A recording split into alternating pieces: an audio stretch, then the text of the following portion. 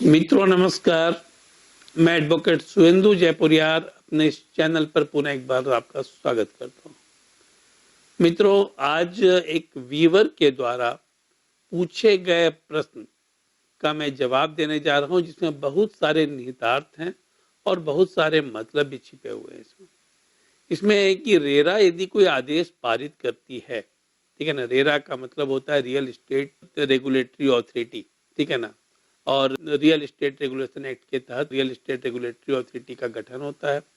और real estate regulation act जो है वो 2016 में भारत सरकार के द्वारा लाया गया। तो अब यह यदि कोई आदेश पारित करती है और उस आदेश को मानने से यदि व्यक्ति इनकार करता है, ठीक है ना, बिल्डर इनकार करता है या फिर वह कोई जो अलॉटी है इनकार करता है, तब ऐसी स्थिति में क्या किया जा सकता है, ठीक है ना। यहाँ सबसे पहले मैं बता दूं कि रियल एस्टेट रेगुलेशन एक्ट है क्या। सबसे पहले इस चीज को आपको जानना होगा। 2016 के पहले बिल्डर की मनमानी पूरे भारत में जोर शोर से चल रही थी। वह लोगों का पैसा ले लेते थे। एक प्रोजेक्ट के लिए पैसा लिया उन्होंने और वह प्रोजेक्ट पूरा भी नहीं हुआ और दूसरे प्रोजेक्ट में उन्होंने पैसा लगा दिया। ऐसी स्थिति में जिसको अलॉट किया गया है फ्लैट या जिसने बुक किया है फ्लैट को पैसा देकर, उसे तो कभी फ्लैट मिलता ही नहीं था। ऐसे बहुत सारे केसेस थे जो कि केस में पेंडिंग थे, सिविल केस में पेंडिंग थे। और सिविल केस में केसेस कितना लंबा चलता है आपको भी पता है और मुझे भी पता है। तो जो व्यक्ति अपनी गाढ़ी कमाई का उसने अपनी पूरी पूंजी लगाई हुई थी, अपनी पूरी जिंदगी की कमाई को जमा कर कर वह फ्लैट बुक किया था, वो फ्लैट तो उसे मिलता नहीं था और साथ ही साथ क्या होता था, उसका पैसा भी चला जाता था।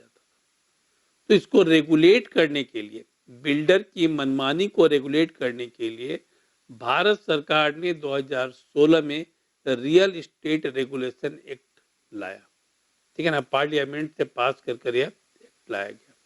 इसका पर्पस बहुत स्पष्ट था। एक और था कि जो ग्राहक है, जिन्हें की फ्लैट अलॉट किया जाना है, जिन्होंने फ्लैट को बुक किया है, उनके इंटरेस्ट को प्रोटेक्ट करना, ठीक है ना, उनके पैसे को प्रोटेक्ट करना। और दूसरी ओर बिल्डर की मनमानी पर लगाम लगाना। ये दो पर्पस था। तो बहुत सारे प्रोविजन इसमें है। अब इसमें यदि कोई बिल्डर जो है वो फ्लैट की बुकिंग लेता है और बुकिंग लेने के बाद वो उस व्यक्ति को पोजीशन फ्लैट का नहीं देता है, पूरा पैसा वह ले लिया और उसके बाद वो उस फ्लैट को हैंड ओवर नहीं करता, उसका पोजीशन नहीं देता है और रजिस्ट्री करने से इनकार करता है, तब क्या किया जा सकता है। यही प्रश्न है आशुतोष मुखर्जी, जो कि रांची से हैं। उन्होंने कहा है कि रांची के एक नामी बिल्डर से उन्होंने एक फ्लैट बुक किया, ठीक है। नामी बिल्डर के प्रोजेक्ट में उन्होंने फ्लैट को बुक किया और उसमें उन्होंने करीब 1 करोड़ रुपया लगा भी दिया। लेकिन वो प्रोजेक्ट कंप्लीट भी हो गया। प्रोजेक्ट कंप्लीट होने के बाद किसी बात पर विवाद के कारण वो फ्लैट आशुतोष मुखर्जी को अलॉट बिल्डर ने नहीं किया और नहीं उसे पैसा लौटाया। दोनों में से उसने कुछ भी नहीं किया। तब ऐसी स्थिति में आशुतोष मुखर्जी ने झारखंड रेरा का रुख किया, क्योंकि झारखंड रेरा का जो रेरा ट्रिब्यूनल है, हर एक स्टेट में है, रेरा ट्रिब्यूनल का गठन इसी पर्पस से किया गया है। यहाँ पर जब सुनवाई चली तो सुनवाई के बाद आशुतोष मुखर्जी के पक्ष में फैसला आ गया, ठीक है ना। बिल्डर को आदेश दिया गया कि 2 महीने के अंदर वह फ्लैट का पोजीशन उसे दे और साथ ही साथ उसे रजिस्ट्री भी उस अलॉटी के नाम से, वो जो ग्राहक है उसके नाम से करे। लेकिन बार बार रिक्वेस्ट करने के बावजूद भी, ऑर्डर की प्रति दिखाने के बावजूद भी, वो बिल्डर जो था उसने न तो फ्लैट का पोजीशन दिया और न ही उसने रजिस्ट्री की। अब पैसा लौटाना तो बहुत दूर की बात थी। तब ऐसी स्थिति में अब आशुतोष राणा ने मुझसे प्रश्न किया है कि अब मैं क्या करूं। आशुतोष जी, यदि कोई कोर्ट का आदेश होता है तो उसे एग्जीक्यूट करवाने की जिम्मेदारी भी उस कोर्ट की ही होती है। और रेरा जो है वह कोर्ट है, ट्रिब्यूनल है। ट्रिब्यूनल किसी विशेष चीजों के लिए बनाया जाता है, लेकिन उसे कोर्ट का ही दर्जा प्राप्त है। तो यदि वह बिल्डर कोर्ट के आदेश की अवहेलना कर रहा है, तब आप एक एग्जीक्यूशन पिटीशन फाइल करिए रेरा अथॉरिटी के पास, ठीक है ना, झारखंड रेरा अथॉरिटी के पास आप एक एग्जीक्यूशन पिटीशन फाइल करिए, क्योंकि जो ऑर्डर कोर्ट ने दिया है उसके एग्जीक्यूशन की जिम्मेदारी उसकी है। और इसका प्रावधान भी रेरा में किया गया है, रेरा एक्ट में इसका प्रावधान भी किया गया है। रेरा एक्ट के सेक्शन 40 सब सेक्शन 1 और सब सेक्शन 2 में एग्जीक्यूशन का प्रावधान किया गया है। और प्रत्येक स्टेट ने इसके लिए अपना रूल बना रखा है, जो रेरा रूल्स के नाम से जाना जाता है। जैसे झारखंड में झारखंड रेरा रूल्स है, उस रूल्स के प्रावधानों के तहत ही आप उस केस को एग्जीक्यूशन के पिटीशन को एग्जीक्यूशन केस को फाइल कर सकते हैं। तो यहाँ पर जो झारखंड रेरा रूल्स है उसके सेक्शन 31, ठीक है ना, section 31 of the Jharkhand RERA rule में इसका प्रावधान किया गया है। और यहाँ स्पष्ट किया गया है कि 60 दिनों के अंदर आप एग्जीक्यूशन पिटीशन जो है वो उसी कोर्ट में फाइल करें जिस कोर्ट ने आदेश दिया है, ठीक है। अब यह सवाल उठता है कि वो एग्जीक्यूशन पिटीशन फाइल होने के बाद कोर्ट करता क्या है। एग्जीक्यूशन पिटीशन जब फाइल होता है तो कोर्ट उस पार्टी को नोटिस भेजता है और ये नोटिस कोर्ट की तरफ से जाता है, लेकिन ये नोटिस कोर्ट की तरफ से जाता है, जहां पर उसे हाजिर होकर जवाब देना होता है कि वह ऐसा क्यों नहीं कर रहा है। और कोर्ट की अवहेलना करने पर, कोर्ट की बात नहीं मानने पर उसे फाइन भी किया जा सकता है, ठीक है ना। अब सपोज करिए कोर्ट ने एग्जीक्यूशन ऑर्डर के द्वारा यह आदेश कर दिया पुनः कि हैंड ओवर करिए आप, उसके बाद भी वो हैंड ओवर नहीं कर रहा है या फिर वो अपीयर नहीं हो रहा है कोर्ट में, तब क्या होगा। तब ऐसी स्थिति में कोर्ट को यह अधिकार है कि वह ट्रांसफर ऑफ प्रॉपर्टी एक्ट के सेक्शन 2 में इस बात का प्रावधान किया गया है कि कोर्ट यदि आदेश करती है किसी प्रॉपर्टी को ट्रांसफर करने का तो वहां पर इंटरवाइवो आवश्यकता नहीं है प्रॉपर्टी ट्रांसफर की। इंटरवाइवो ट्रांसफर का मतलब होता है कि दो व्यक्तियों के बीच में एग्रीमेंट के द्वारा यह ट्रांसफर होता है।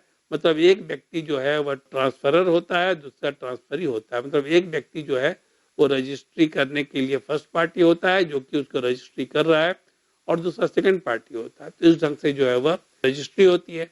लेकिन कोर्ट यदि आदेश कर देता है, ठीक है ना, कोर्ट यदि आदेश कर देता है तो यहाँ पर यह जो प्रोविजन किया गया है section 11 of the transfer of the property act में कि ट्रांसफर का तरीका क्या होगा, वह इस पर लागू नहीं होता है, कोर्ट के आदेश के ऊपर लागू नहीं होता है। इसका प्रावधान section 2 of the transfer of the property act में किया गया है, जिसमें कहा गया है कि यदि कोर्ट आदेश करता है कि इसकी रजिस्ट्री की जाएगी या फिर उस व्यक्ति के पक्ष में, जिस व्यक्ति ने वहां पर फ्लैट को बुक किया है उसके पक्ष में भी वो आदेश करता है कि रजिस्ट्री होगी और रजिस्ट्री ऑफिस को वह सीधे लिख देता है रजिस्ट्री करने के लिए, तब ऐसी स्थिति में इस व्यक्ति के नाम से वो प्रॉपर्टी ट्रांसफर हो जाती है और म्यूटेशन भी हो जाता है। यहाँ पर बिल्डर की आवश्यकता नहीं है। तो सबसे पहले तो आशुतोष मुखर्जी जी आप एग्जीक्यूशन पिटीशन फाइल करिए। मैंने सेक्शन की चर्चा मैंने की है, section 40 sub section 1 and 2 of the real estate regulation act 2016 में प्रावधान है। और आप चूंकि झारखंड के रहने वाले हैं, रांची के रहने वाले हैं, तो झारखंड रेरा रूल 2017 का सेक्शन 31 के तहत जो प्रावधान किया गया उसके तहत आप फाइल करिए। इसके बावजूद भी यदि नहीं होता है तो कोर्ट से आप रिक्वेस्ट करिए कि वह आदेश जारी करे कि उसके नाम से प्रॉपर्टी को रजिस्टर्ड किया जाए। मैं उम्मीद करता हूं कि आपको इसका फायदा मिलेगा। जो आपने जो प्रॉपर्टी बुक की है वह आपके नाम से आपको प्राप्त होगा, आपके नाम से रजिस्ट्री होगी और आपको हस्तांतरित भी किया जाएगा। मैं उम्मीद करता हूं कि आपकी जो क्वेरी थी उससे आप संतुष्ट होंगे और लोग भी जिनका रेरा में केस चल रहा है उनको भी इसका फायदा मिलेगा। अब मैं अगले वीडियो में आप लोगों को ट्रांसफर ऑफ प्रॉपर्टी एक्ट के सेक्शन 11 की चर्चा करूंगा, जिसमें मैं बताऊंगा कि ट्रांसफर का कौन कौन सा वे है प्रॉपर्टी के ट्रांसफर का। इमूवेबल जो प्रॉपर्टी है, लैंडेड प्रॉपर्टी है, फ्लैट है, इसके ट्रांसफर का कौन कौन सा तरीका है। अभी मैंने आप लोगों को बताया कि जुडिशियल ऑर्डर के द्वारा भी ट्रांसफर हो सकता है और कौन कौन से तरीके हैं, इसकी चर्चा मैं करूंगा। मैं उम्मीद करता हूं कि आप लोगों को यह वीडियो पसंद आया होगा। यदि आप लोगों को यह वीडियो पसंद आया है तो इसको अपने मित्रों को शेयर अवश्य करें और साथ ही साथ बेल आइकॉन को पुश कर दें, जिससे कि आपको लेटेस्ट नोटिफिकेशन आता रहे। और साथ ही साथ इसको सब्सक्राइब करना भी न, यदि आप लोगों ने अभी तक सब्सक्राइब नहीं किया है तो इसे सब्सक्राइब करना भी न भूलें। धन्यवाद।